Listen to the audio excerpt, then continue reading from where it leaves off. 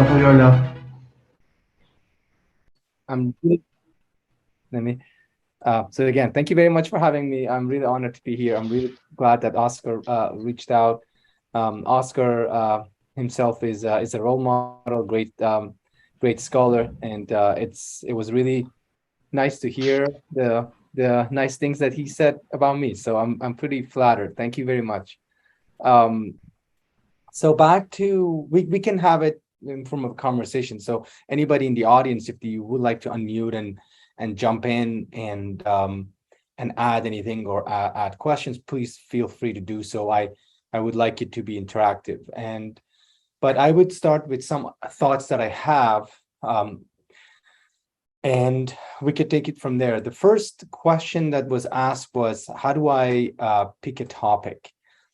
That's an excellent question. Usually, topics come in a variety of ways. One way that topics came to me was through really brainstorming with colleagues. So, one thing that um, you can do is to just talk with your colleagues about some interest in some areas that you have, and through brainstormings usually very interesting ideas come out. The US has this problem. I don't know if the same is in Peru.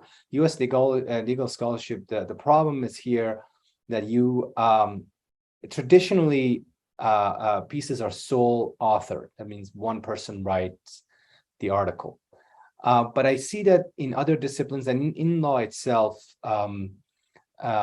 things are different. So law is changing, and other disciplines have been changing for a long time. That articles and pieces are now you have different authors, and I have done that in the past as well.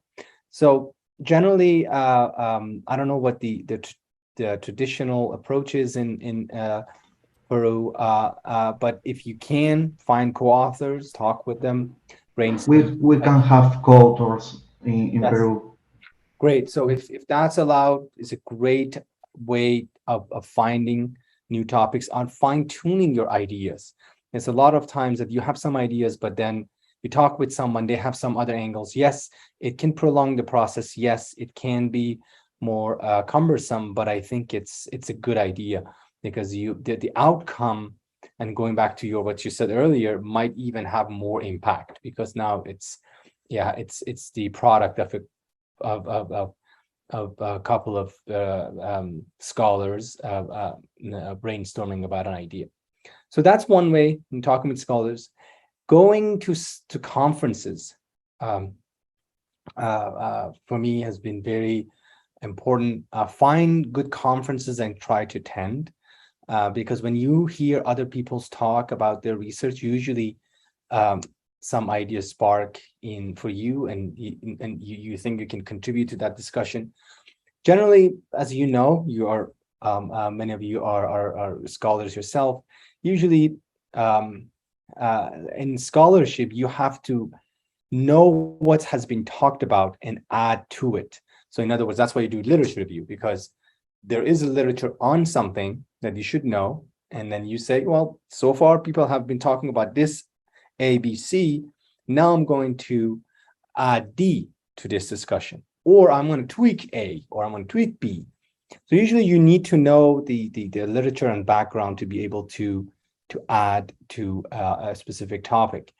Now, going to conferences can help because then you realize what is it that people are talking about, are researching about, and usually that sparks some ideas that you can contribute um, to that to that discussion. The other one is talking with practitioners, or from those who are practicing from the practice alone, because we are a profession that it's unlike history or some other majors, that we have the practical component too. That's why law schools generally and the legal field has this dual character.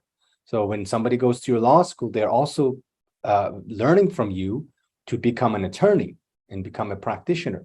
So law schools have this weird, it's schizophrenic being that one One aspect of it is that you're training them to become an attorney, but at the same time, it's an academic institution. So it's a professional institution and an academic institution, and sometimes they jibe well together, and sometimes they collide. But at least in scholarship, it's very helpful sometimes to know what's happening in practice. So, for example, if I want to give an example in the U.S., so right now we know that the Supreme Court of the United States is going to hear cases related to Section 230 that involve Google, Twitter, and all the platforms liability when they make a recommendation on their website. So, for example, Twitter, one of the cases, YouTube recommended other videos by this terrorist organization, and the idea is that are you going to be absolved from liability or not?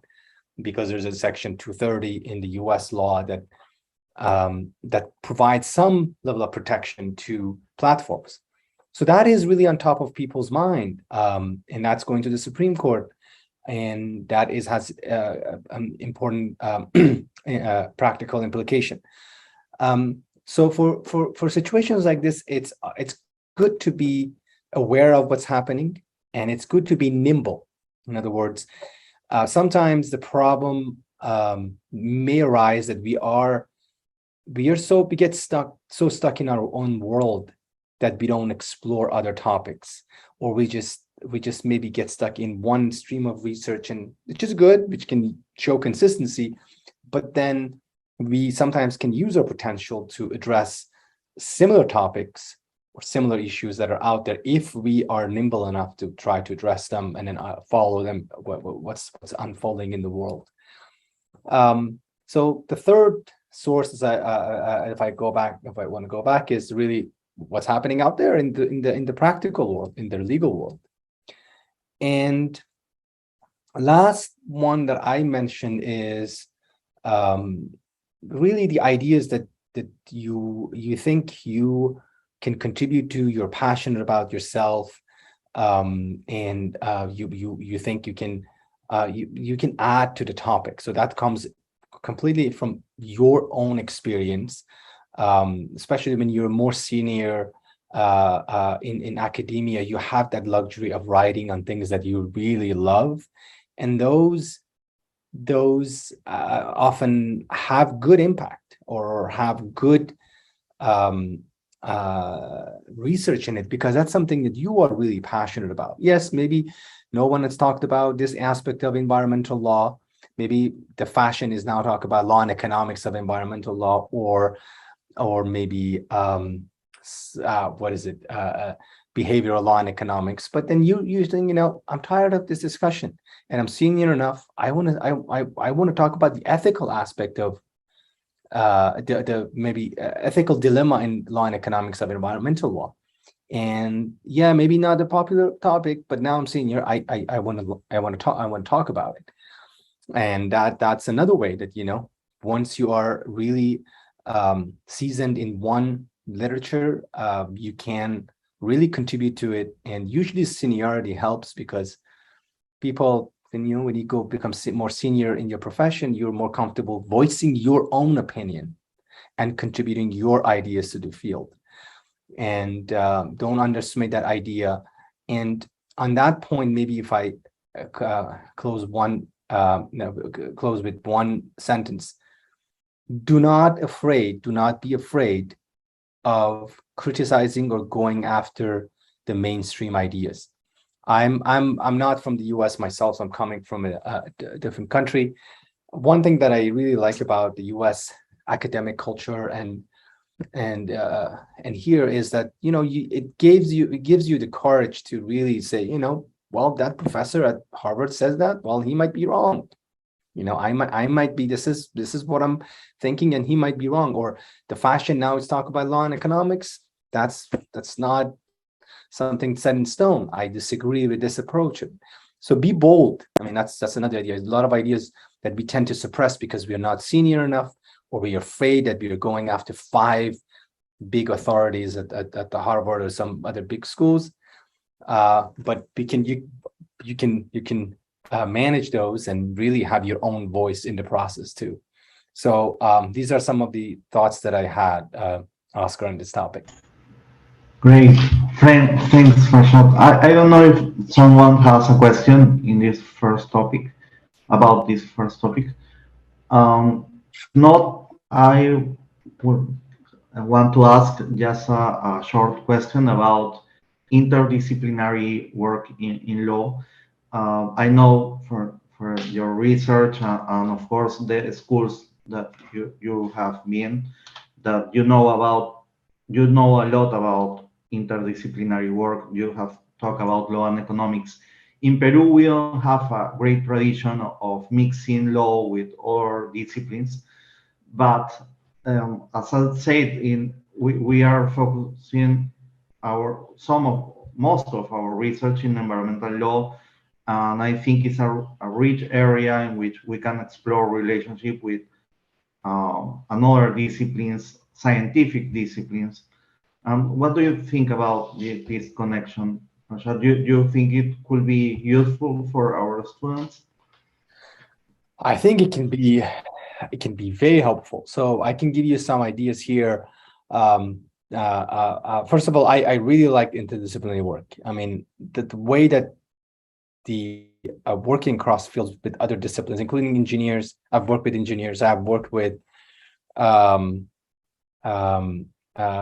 scientists. I've worked with psychologists, organizational behaviors, and empiricists. A lot of my work are now empirical in nature. I always a lot of time when I start a paper, an idea, I try to ask myself, can I provide data on that? What data can be provided on this? And traditionally, that's not something that you do in law. So, but in other disciplines, you have to have data. So I think once you get the hang of doing interdisciplinary work, nothing compares to that. It's very fun. Not very fun.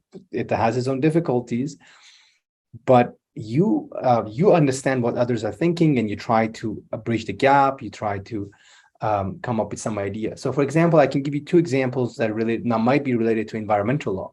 So, I've received an NSF grant from the U.S. government, which is the highest grant you can get, with a few colleagues, engineers and social scientists, to work on the waste industry in Los Angeles. So, in the LA area, in the Los Angeles area, the waste industry still is conducted in a very traditional way. In other words, you still have workers that go at the assembly line and try to sort through trash, and some of them maybe aluminum from glass or organic waste from the other one. So it's very manual. So some engineers have some ideas that, what happens if we automate this process? In other words, what happens if we train an AI, so the AI can detect this waste that's coming to the assembly line, and maybe AI can sort of it, at least at this first level, and the second stage, some workers can complete the process. So you need the image processing, you need some AI work. And then we discussed it, and one of the ideas there was, okay, what happens to the legal framework? Because most of the people who are working in assembly lines are temporary workers. They're not full employment. And what happens to if the AI is going to essentially make them not having a job? What are the legal protection we can think of? What are the regulatory requirements that might impact limit using AI in trash sorting? And what is missing in the regulatory framework? So as you see, I sat down with a few engineers and those who work on image processing, and they had some thoughts, but they also have some questions about what happens if we are going to change the industry by having this robots or AI enabled devices that can sort trash. So that to me is very interesting, because I can ask them about how they're going to do it. I get to know how they're doing the image processing, what ideas they have, and I get to understand the industry and how it can be changed. So offer solution on that front, and that is very much more impactful than me sitting down talking about regulatory framework of the waste management industry. Now I have to come up with solutions that's practical and interdisciplinary, because I might have some ideas, but the engineers in the team might say that's not going to work. So you need to I need to come up with ideas that are practical. So in other words, interdisciplinary work can make a huge difference. I don't know about your university, but always try to see if you can work with others. I can give you another example, Oscar, for interdisciplinary work in waste management or environmental law generally is, you might have some ideas about how the law should be changed, or maybe the existing law, and there might be open questions about how people are going to perceive the law, or how are they going to react to the law. So it's more of a sociology / psychology of it. So if I am proposing that people sort in their home, sort A from B before they go to the trash bin, is this law going to be really make an impact on people's behavior? If not, what are the incentives that can be given to people so they can make an impact? And in that, you can always team up with somebody who has done experimental work and an economist who can talk about, incentives. If we pay people to sort, is it going to make a difference or not? If we what are the incentive mechanisms that can work in practice, that you can make people really sort their trash. So that's another idea, that you as an attorney, as a lawyer, as a legal scholar, you might have some ideas, but you want to see how it's going to play out in practice. And the only real answer you can have is if you do interdisciplinary work. So just to sum up and respond to share my thoughts on that, a lot of solutions and ideas that we have can be explored in cross-disciplinary matter. We often, the way we are trained in law schools, is that we don't tend to think and view them as a cross-disciplinary matter. And once you start to do work with other people, you realize a lot of questions that you have as a scholar can in fact be framed differently, so you can work with other people from other disciplines. Great. Thanks, Farshad. I think in Scientifica we have this opportunity because we have, for example, a marine biology school, which is unique in Peru, and also another schools that are devoted also to the environment. So we have the opportunity as a law school, which is implied in environmental issues, to work with them. Um, Actually, there is another question from a professor who asked something that we discussed in a different lecture weeks ago, which is the impact of quantitative research in law in general. Mhm. I don't know if you, but I have some concern because as a lawyer, I didn't receive much training about quantitative methods or mathematics in general. And in some fields, for example, I do some research in constitutional law, comparative constitutional law, and I feel more and more comparative constitutional law is becoming political science with a lot of quantitative work involving. So I think in some point maybe quantitative work will overcome every part of legal research, and lawyers will have to adapt. Or, well, I am talking more than I should. So we want to hear your thoughts about it, for sure. So thank you for the question. I think one thing you should know, quantitative research is exploding, and in part because of the development in AI techniques, or we can call them machine learning techniques. It's because the machine learning has developed so much that you can do research and use big data in ways that was not conceivable even 5 or 10 years ago. So even some complex social phenomena can be analyzed now using machine learning, and for that you can.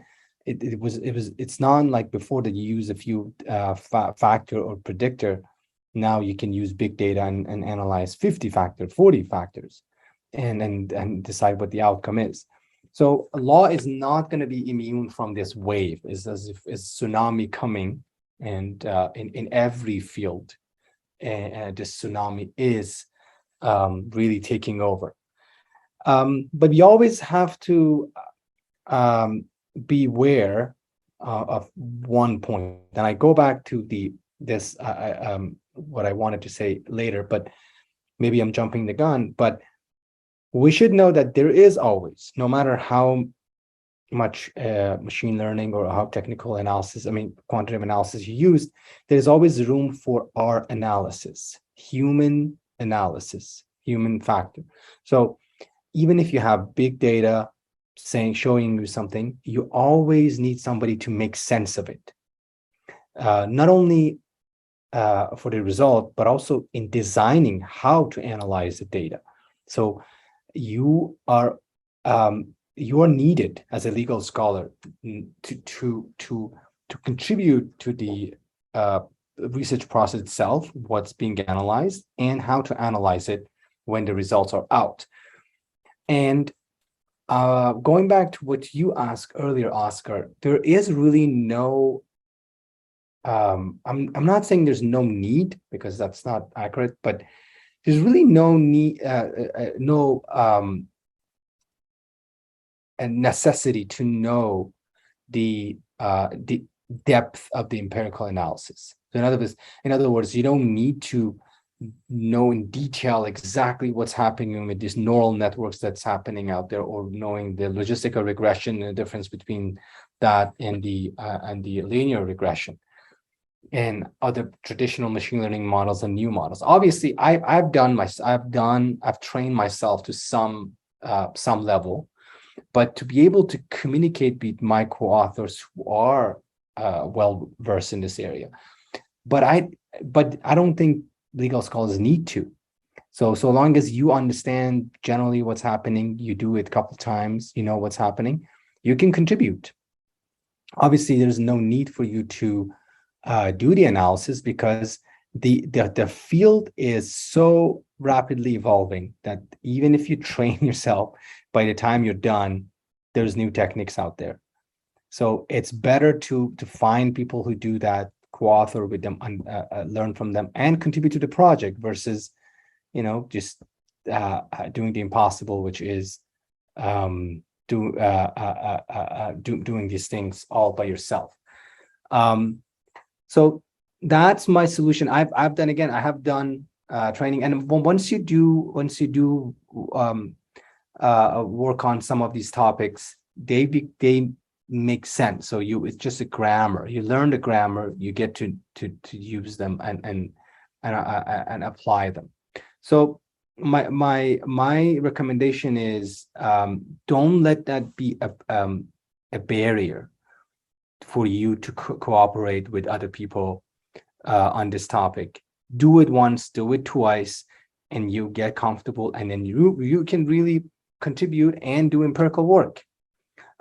It's intimidating. It looks intimidating at the beginning, but frankly, with a lot of resources that are out there on YouTube, elsewhere, you can learn the basics, and you can find somebody and then work with them on the empirical side.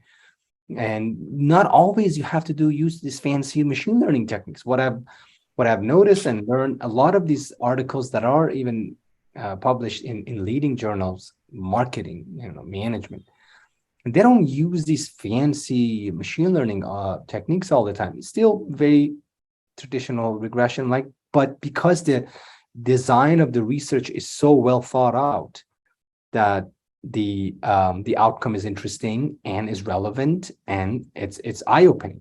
So don't forget that the design and the research question often is probably the most important aspect of doing empirical work. Yes, thank you, Farshad. And I think this answer connects a lot with the previous topic you talk about, uh, cross interdisciplinary work. Yeah. So, for example, now I am doing comparative constitutional law, which I started at the ESD at Berkeley, but now with an economist who has a PhD in Cambridge. Now we are using the data I recollect about the interpretation of, of the constitutions in Latin America, but doing empirical work which is more sophisticated. So it's a great mix, and you can. I agree with you. You can overcome this problem of not knowing all the quantitative aspects of research by collaborating with economists or political scientists or engineers. So great. Thanks, Farshad. Thank you. Well, we don't have to do like topic by topic. I don't know if you are like out of time, but maybe Any I any don't know. any any other any question from people in the audience?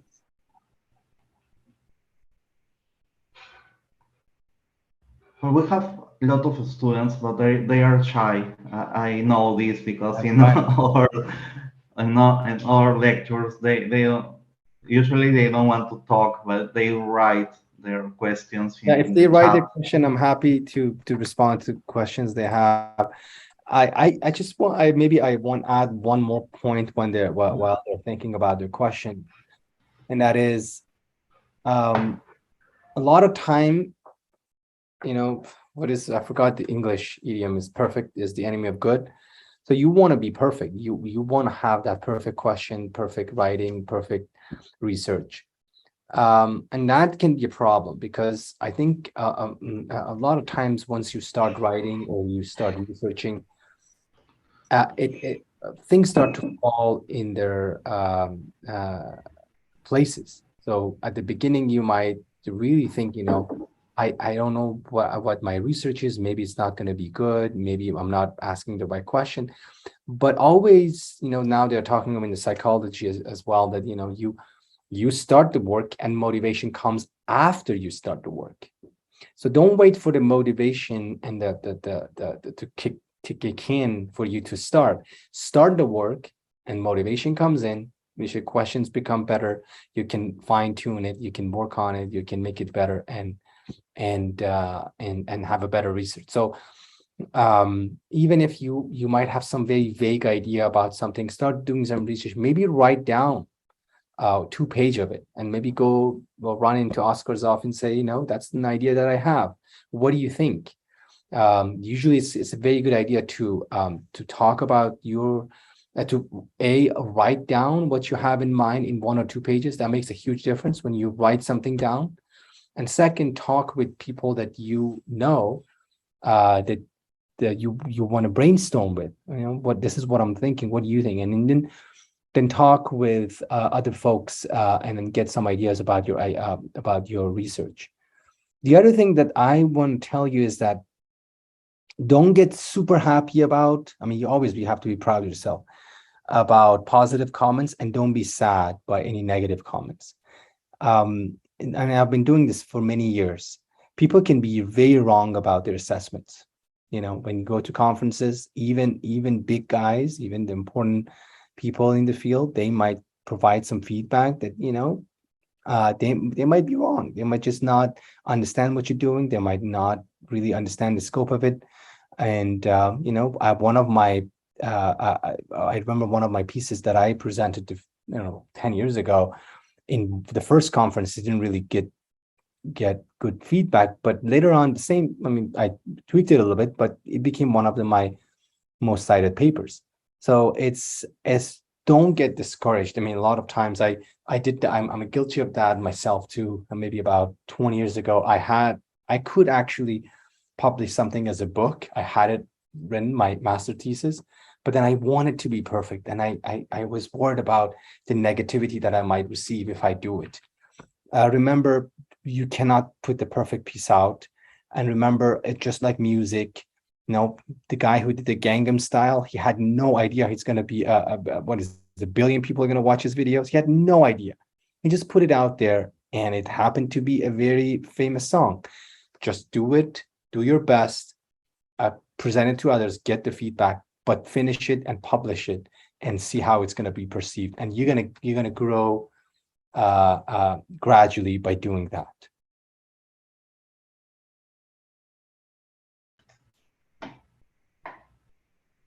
Great. I think that's great advice. Actually, Farshad, thank you very much.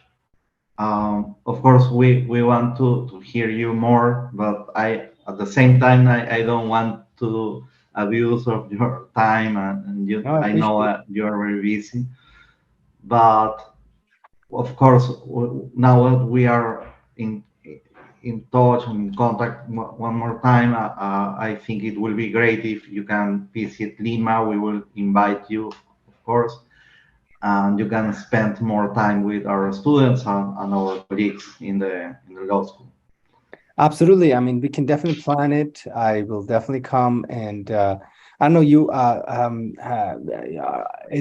your students bilingual? Not not all of them, Mhm. but some of them. They have an English requirement, so they have to learn English to finish law school. But not all of them. But I think your visit will encourage them. And also, of course, now that we have this agreement with PACE, they have this incentive to learn English. So yes, we are trying actually, but it's not perfect by now. We are in that process. Very good. And for the PACE LLM program, do they have to do a thesis? They have a paper requirement in the LLM, but it's a short paper like the one we have at Berkeley, I think. Maybe more than that. I don't know if you did the paper class with Professor Farber. Mhm. Yes, it was a very short paper. I think in PACE they have to do something that is more like a journal paper, so bigger, Yeah. probably more complete. But yes, but well, also here in the law school they have a thesis requirement, which is probably something like a journal paper as well. Yeah. Yeah. Yeah, so they have a lot of opportunities to put this in practice, and we are encouraging them to write and to publish. That's our goal now in the law school to have more research done actually. So because of that, your talk has been, I think, very helpful. We are grateful with you for that. See you soon. Thank you. Thank you very much again for your time and for inviting me. It was a great pleasure, and hopefully next time it's going to be in person in Peru, Lima. Yeah, I hope so. I hope so. Thank you very Bye. much, Scott. Take care. Thanks. Bye-bye. Bueno, estimados, nadie se atrevió a hacer preguntas, bueno, salvo Magali, pero bueno, espero que les haya gustado la conferencia. Y ahora nos podemos quedar brevemente los que son estudiantes del curso tesis conmigo. Y bueno, y al resto les agradezco por su tiempo y por haber estado en la conferencia. Espero Gracias, que les haya Oscar. gustado. Muchas A ti, gracias, Carlos. Oscar.